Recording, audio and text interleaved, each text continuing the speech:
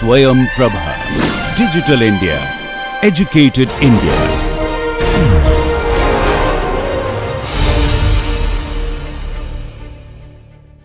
Welcome everybody. We are going to do some synthesis and we are going to focus a lot on the stereospecificity of the end product. So that's the goal for this synthesis. It's not just go from A to B to C to D, but you got to do it in a regioselective and stereospecific way. All right, so I have some chiral molecules and some achiral molecules here. Let's start. We have here an alkyne and we have here an alkyl halide. Where's the starting material here in the product? We have to follow the exact same strategies as before. One, find the starting material in your product, if you can. Two, find out if there are skeletal changes or not. Three, find the functional group changes. Four, so find out where is a good place to cut the molecule and bring in the synthons to assemble. So you disassemble and then you assemble at specific places. And what are those places? Those are typically next to functional groups. Then you would bring in the reagents in the order that you need it, and then be really mindful of the regioselectivity and the stereospecificity. Lastly, you got to go in and then check to see that the intermediates are all major products for those reactions. We cannot run with a minor product. We got to have all major products. We got to have stereospecificity right and regioselectivity right. Okay, same strategies. Let's do it. So here is a molecule that's got a triple bond in the middle. It's symmetric, the first one. The second one is not. I'm just put the second one as kind of an option. So if you were going to make this from here, where is this even here? We don't know. Let's try it out. Let's do a reverse synthesis. So what is a good place to disassemble this and bring in the synthons to make those bonds? So you don't want to cut it here or here because RR or alkyl bonds are hard to form, and typically we don't waste our energy forming them when you can get them from gasoline or from petroleum cracking. So we're going to just find the functional group and find a place where we know we can bring in reagents. It's a known reaction. So we can probably chop it up here and bring it in. And if that's the case, why not here? So those are typically two good places to disassemble and then bring back. So this middle part is probably coming from here. This is an alkyl halide. How do you get 2 pi bonds over there? Well, how do you get 1 pi bond? Well, you know, when you have a good leaving group, we can do an elimination and get 1 pi bond. All right, we got 1 pi bond, but we need 2. Well, we got to do a double pi bond. So then we have to put 2 leaving groups on the alkene, 2 bromo or 2 chloro, do a halogenation. And then we can do a double E2 and get a triple bond. Once you get the triple bond, we can then attach these. So we need the triple bond, and that's really important. So here we are going to take a triple bond and add this. So if you're going to add this, well, this is going to be the synthons. So you need to have either an anion here, a leaving group here, which is impossible, or an anion here and a leaving group here. And that's very possible. Let's say you have an iodide here. Another thing is check to see if this would go or not. Now this is an SN2 reaction, and that would go on a primary. Would it go on a secondary or tertiary? Most probably not, because on a secondary or tertiary, this is a small base that would do an E2. So this is only good for primary. Now that's how you put one side. Well, what about this side? You have to do the same thing on the other side. So you have to do it stepwise. So you have this over here. That probably came from this side over here. Well, do the exact same thing on the other side of the alkyne. So a step before that, you would have the alkyne as just pure alkyne. And then you take off this hydrogen, make an anion, and then do an SN2 over on this side. So here you have 3 carbons on this side. It's a symmetric molecule. So you would do a SN2 backside. On a primary, as I said, this is also very basic. So you don't want to do secondary or tertiary because of the steric. It could then go lead to E2 reaction, especially if it's tertiary. So you would want to, keep away from secondary and tertiary if you're going to do this SN2 on an alkyl halide with an acetylide anion. All right, so how do you make an acetylide anion? First, you got to make the acetylide. The only way really that we learned how to do a triple bond is take a dibromo and dehydrohalogenate it. The dibromo can be gem or vicinal. Since we're going to have the alkene come from here, we are probably going to have to put it as an anti, because that's the readily available method. So for this to happen, you got to have a triple bond. And so you'll have 2 hydrogens here. Then you'd pull one of them out with NaNH2 and you'll get this. So you would have NaNH2, pull that out, and get this anion. Plus ammonia goes away. So how did we make alkynes? We made alkynes from alkenes by doing a double dehydrohalogenation. And well, if you had a double bromo, either on the same carbon or on the opposite carbon, you can do NaNH2, excess, and do a double E2, and get a triple bond. So you take off your HBr and your HBr here. So you remove HBr and HBr here, and you get an acetylide double triple bond. Great. Well, how do you go from a monobromo to a dibromo? Well, what's the precursor to a dibromo? Let's look at that. How do you put 2 bromines across a bond? You got to have a pi bond, and then you make the triangular bromonium and attack from below, an anti-attack. So you got to have a double bond here. And then you can take that and add bromine to that. And should you add protic, aprotic? There's only bromine on both sides, so you don't want any protic, just make it aprotic. Well, that leaves us with how do you get a single double bond from an alkyl halide? That's pretty simple and straightforward. This is our favorite E2 reaction to do. So we will bring in a base. You don't want a small base because it's primary. And if you have primary, you would typically do SN2 over E2 with small bases.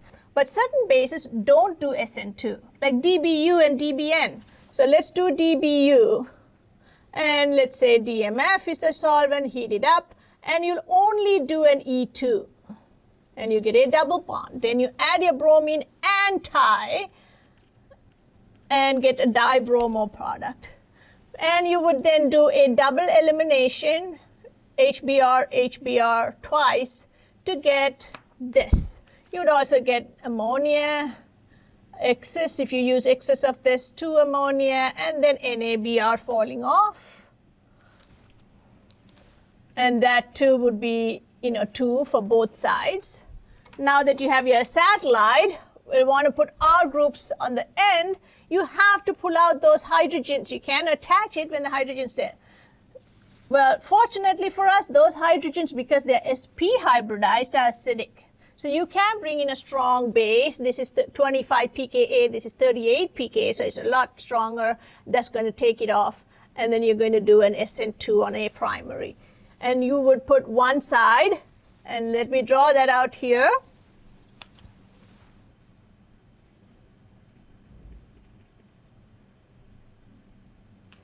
Plus sodium iodide is going to fall off. And you're going to get 1, 2, 3, 4, 5, so a pentyne.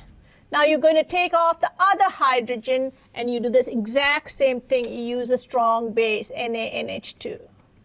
And then you're going to take that off and you would have another SN2 here to put both groups on there.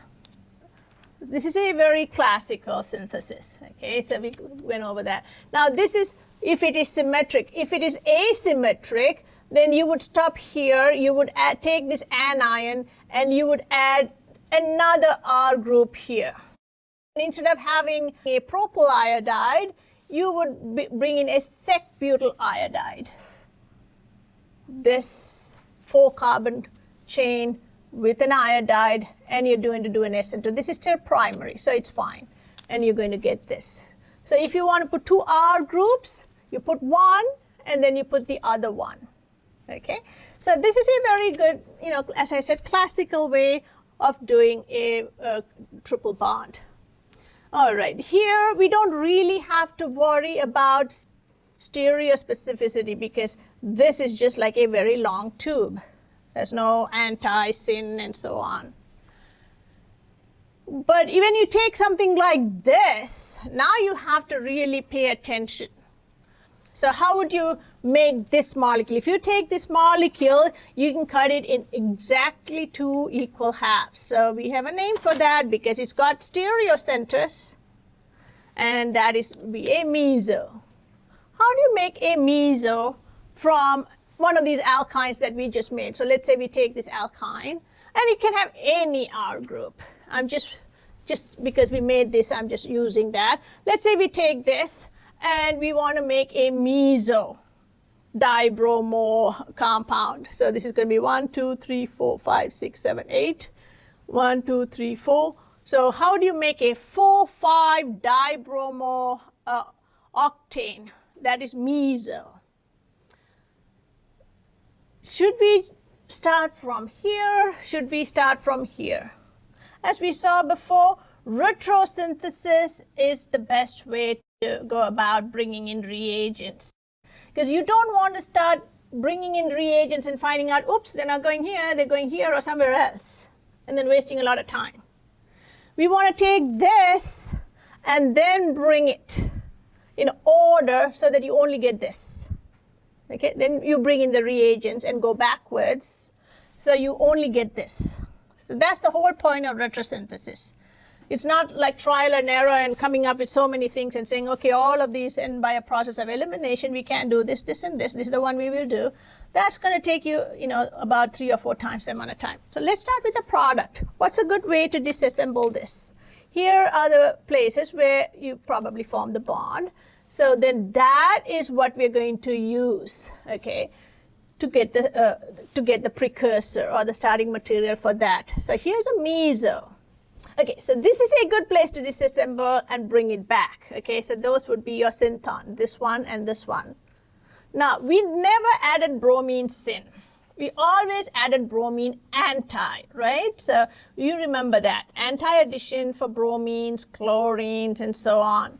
So therefore, the way it's drawn, it's hard to tell what would have been the precursor. If you see 2 bromines drawn on the same side, redraw it so that this is anti. So these are like classical synthesis that you would see.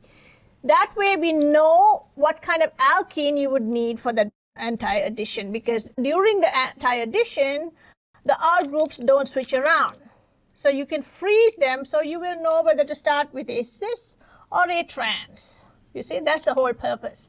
So let's rotate one of them and bring them to the opposite side of this. You can rotate this or this, but don't rotate both because then you're going to end up with a syn again. So just rotate one of them. Let's say I rotate this, and I'm just rotating this carbon. That's what I meant. So there's a hydrogen here and a hydrogen here. So the bromine goes to the bottom. These 2 are going to go on top. So you have to interchange them. So here's an example. Let's say these red or these gray bonds are your bromines, and these are your alkyl groups sticking out at you, and these are your hydrogens away from you. Okay, the way it's drawn is syn, but we know bromines cannot add syn. They have to add anti, which means it must have added like this, anti on opposite sides.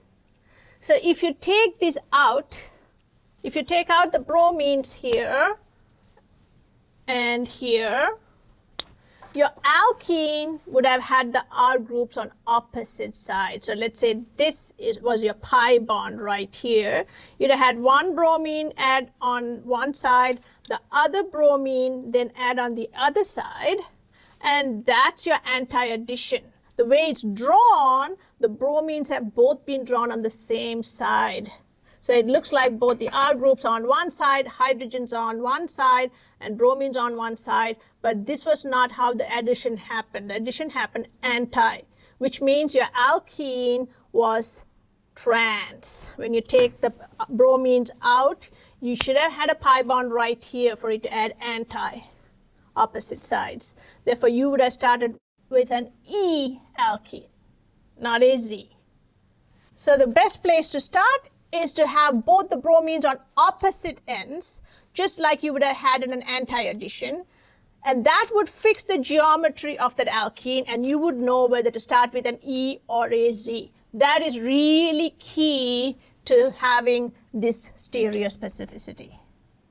Right? So let's rotate it. Now I'm only rotating it. This is not a reaction. This is the exact same molecule. I'm just rotating one of the carbons. As I said, don't rotate both. So here's your bromine.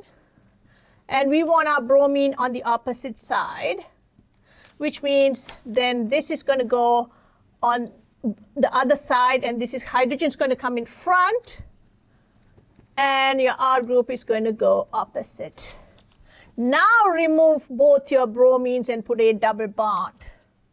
So this is where you would disassemble the bonds and make a pi bond here and freeze the positions of your R groups. So your pi bond is going to be right here before you add. Your hydrogen's coming toward you, and your alkyl group is going away from you. In this case, your alkyl group is going to come toward you, and your hydrogen is going to go away from you. Great. So we know that this is going to be an E alkene. Then the next step is, how do you go from an alkyne to an E alkene? There's only one way we learned, and that is sodium in liquid ammonia. You dribble this in and it goes to an E. We did the mechanism and all of that to show why those electrons repel and give you an E. And then you add your bromine CCl4. Great. Well, now that we've done this, can we do this? We'll do the exact same thing and see if it works out. Here we're going to do again an anti-addition to get the bromines. So we're going to get this rotated. So you're going to keep this the same, and the hydrogen's going to go behind, and bring this bromine down. So 180-degree rotation. And so your bromine is going to come exactly vertically down, which means this is going to come above or on toward you, and the hydrogen which was in front is going to go behind. Now, to have a bromine add like this, you would have had to freeze this double bond in that configuration. It doesn't change during the addition, because one bromine is going to hold the double bond up in a triangle and the other one's going to add to it. Therefore, you are going to then freeze that, put a pi bond right there. What's coming toward you, you draw toward you. And what's going away from you, you draw away from you. Now, this is a cis or a Z alkene. How did we make that? We only talked about one way really of making a Z alkene from an alkyne, and that was Lindlar catalyst. Lindlar's catalyst, with, of course, in the presence of hydrogen. So that's going to add syn. Then you're going to add your bromine anti. In both cases, the addition of bromine is anti. We don't have a way to add the bromine syn. At least we haven't learned any methods of adding the bromine syn, right? So we have a anti followed by an anti gives us meso. A syn followed by an anti gives us enantiomer. Right? So there is a different way to make both these stereospecifically different. For that, we got to bring the stereospecificity with the reagents that we use. So to emphasize the stereospecificity, if you start with an anti-addition of hydrogens and put them on opposite sides, and then do an anti-addition of bromine, that is going to give you a meso.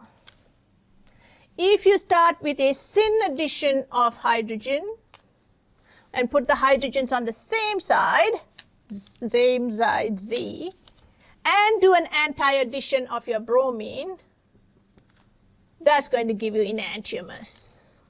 Okay, raceme. Just because the equal opportunity of going above and below on that pi bond. All right, great. So that's one way to do stereospecific reactions.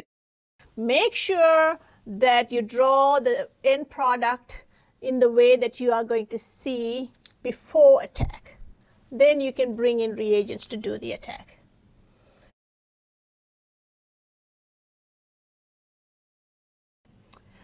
We have one more here with very stereospecific products. The stereochemistry is drawn out for us with wedges and dashes, so we got to obey it. Same synthesis strategies, and synthesis strategies never change. Where can we disassemble this? We take this and bring in your synthons for this. Diol. We already saw how to make diol, and these are going to be hanging on the same side. Do we have to rotate it like we did here? We don't. Hydroxides are adding syn, and we already have a way of adding its syn, which is the osmium tetroxide. Remember the osmium tetroxide hanging on a monkey bar and getting oxidized to a syn diol? We can just do that. Okay, so we don't have to do a rotation here to figure it out because it's already a syn and we know a syn addition. So let's do that. So if it's a syn addition, we are going to freeze that double bond right there. So you have a double bond here. The wedges are going to come toward you. And I just changed the starting material just to show you this can be done with other things. You could have different R groups too, in which case you won't get meso, you'll only get enantiomers. And same here. Okay, so I'm just trying to make it simpler here. So here, hydrogens are going to be on the same side. So this is going to be a syn diol or syn addition. And for that, you're going to have osmium tetroxide, and in the presence of NMO to regenerate it. So this is catalytic, like 5%. Then you do a workup and so on. Now NaHSO3 hydrolysis and so on. Now, how do you make a syn from here? Well, that's easy. We did that before, and that's going to be Lindlar's catalyst. That is going to put the hydrogens both on the same side and give you a Z, same side Z, right? Is that the only way we can do this? Is there any other way? Let's look at this. If this is a diol, what's another way of making a diol? We learned of two ways of making diols. One was osmium tetroxide, and the other one was taking an epoxide and opening it up. We can open it up with a base or acid. In this case, it's symmetric, so it really doesn't matter. You can put an epoxide and open it up. Now, if you're going to do that, well, you are going to get anti-addition, not syn. So here's a syn followed by another syn. Too many there, right? Let's try to be really nice and do an anti-addition and see if that works. Now, if we did an anti, the hydroxides would be on opposite sides, just like over here. So we'll have to rotate this. So we'll have to see what it was before it added. So right now, the way it's drawn, both hydroxides are on the same side. But if it's an anti-addition, they would have added like this. We've just drawn it like this. So let's draw it out like this, rotating just one of them. So here's that. Doesn't change. We're just keeping that frozen like that. Hydroxyl down. And this hydroxyl we're going to do up. And everything then has to rotate 180 degrees, which means what's coming in front of you is going to go to the back. You see? So that IR group is going to go to the back. And your hydrogen, which is at the back, is going to come in front. Now we can see that if you freeze this double bond, you could have had an anti-addition of an epoxide by making an epoxide on one side and opening it up from the bottom. So let's freeze that double bond right there. So you're going to have R groups on opposite side. I'm just writing this just in case you see this problem and you came up with a different answer. It doesn't always have to be wrong, as long as your process is correct, your thinking is correct, and you incorporated the stereoselectivity in your reagents. Now you're going to add your MCPBA, and it can go above or below, it doesn't really matter. And so now you're going to see that the MCPBA is going to bring out that stereospecificity in that molecule. Now you're going to put that oxygen on top with MCPBA, CH2Cl2, and it's going to be typically cold. Then you're going to add water into it, acid or base, since we have already an OH. Let's say you add sodium hydroxide, and whether you add it here or here, it doesn't really matter. You're going to get the same product because it's symmetric.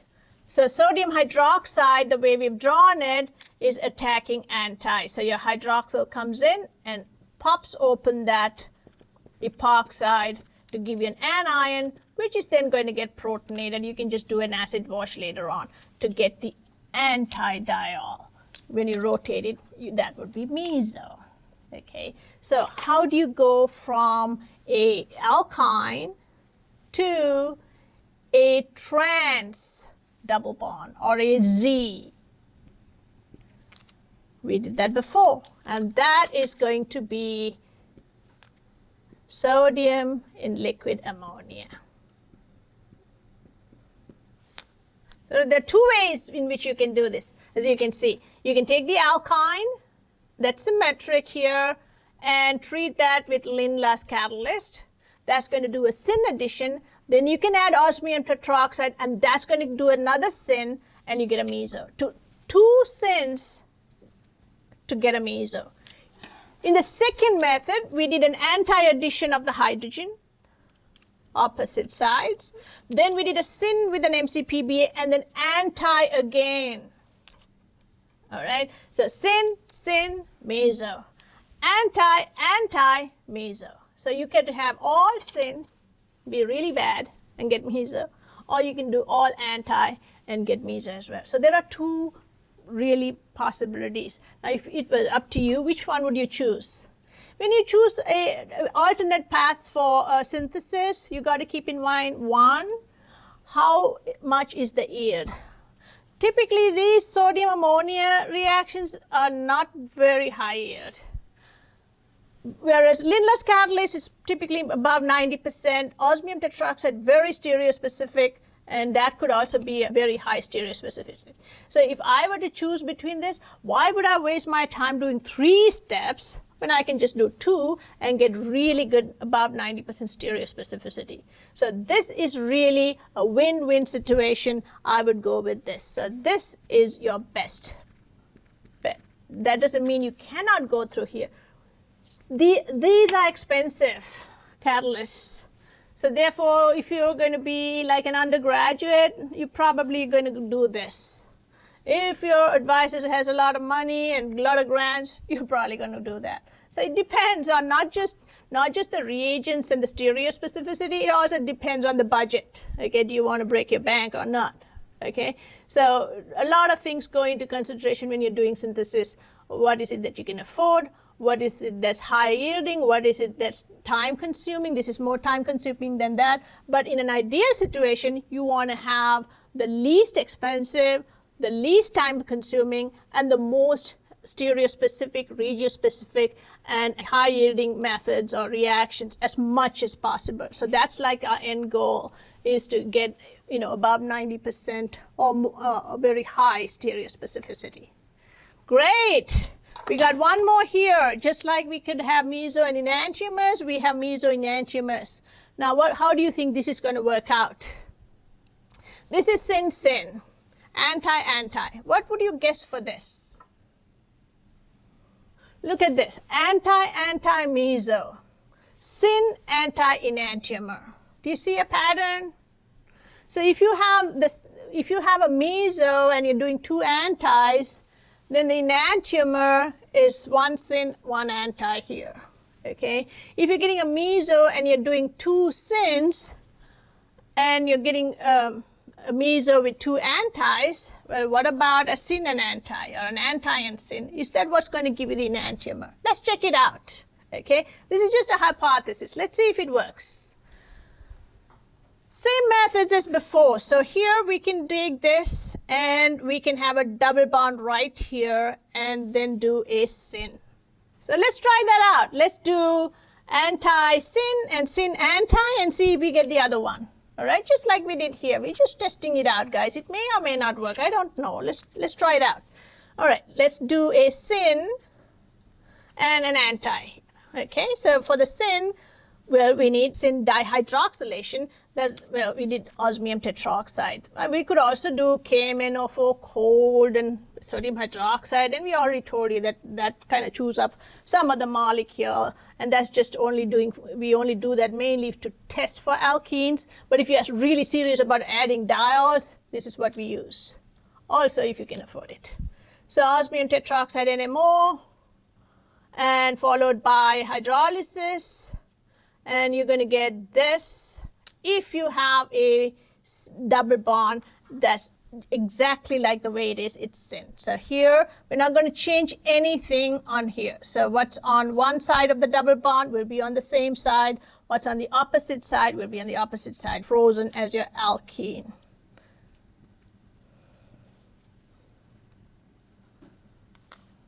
Right? So your hydrogen's on opposite sides as well.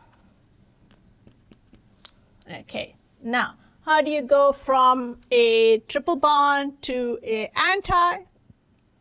We are going to use a reagent that's going to put hydrogens on opposite side on a triple bond. We already know what that is because we saw that here, sodium and ammonia.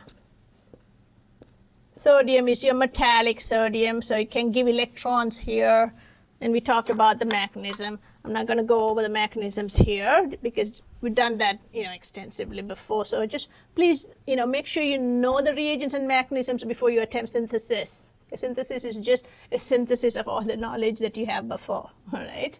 Okay. So we did anti followed by sin. Yes, it did work. So your anti addition followed by sin gave you the opposite addition, enantiomer. Let's try sin followed by anti. Okay, so anti-addition of hydroxyls. Well, for that, hydroxyls would have been in the opposite direction. So let's redraw that. So this molecule is the same as this molecule, which is this being the same, hydrogen and this group. Whereas we rotate this 180 to go over here. And so your hydroxyl is going to go up. R group goes back. And hydrogen comes in front or on a wedge. And that's what it is. Let's freeze this as a pi bond. What's on the same side is going to give you same side. These are on opposite sides. Let's draw them on opposite sides. So you can see that that is going to be a Z. That's right. So same side Z. Okay. How do you add same side Z? That is going to be a syn addition. So you take this and you add Lindler and hydrogen, and that's going to give you a Z addition. This you have to make into an epoxide, and you add your hydroxide just like we did here. Go from a Z alkene to your anti-diol, you go through an epoxide. So here you have to put your MCPBA, and that's going to, well, freeze your conformation just the way it is. And you can put it above or below.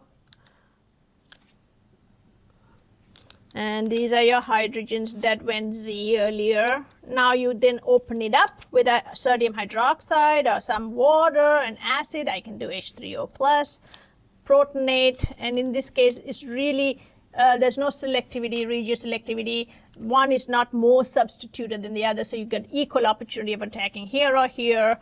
And so, well, let's say your water attacks here, opens that up. That's going to get protonated first. And then you're going to open that up, and you're going to get, after deprotonation, a diol. So this is syn followed by anti. So did our hypothesis work? If you got syn giving you meso, syn-anti gives the enantiomer, or anti-syn gives the enantiomer. We saw the same thing over here. Anti-anti gives you meso. Syn-anti gives you the enantiomer, you see. Just a little summary. If you have a alkyne and there's a double addition to it, if you, in this case, you can see that you can either have meso or enantiomers as your product. If you have anti-anti, that's giving you meso. But if you change the strategy and go syn-anti, that's giving you an enantiomer. And we try to test that out here with this molecule, and yes, it works. In this case, the initial one is syn-syn, and that gives us meso. And if you change one of these, syn-anti, it gives you the enantiomer.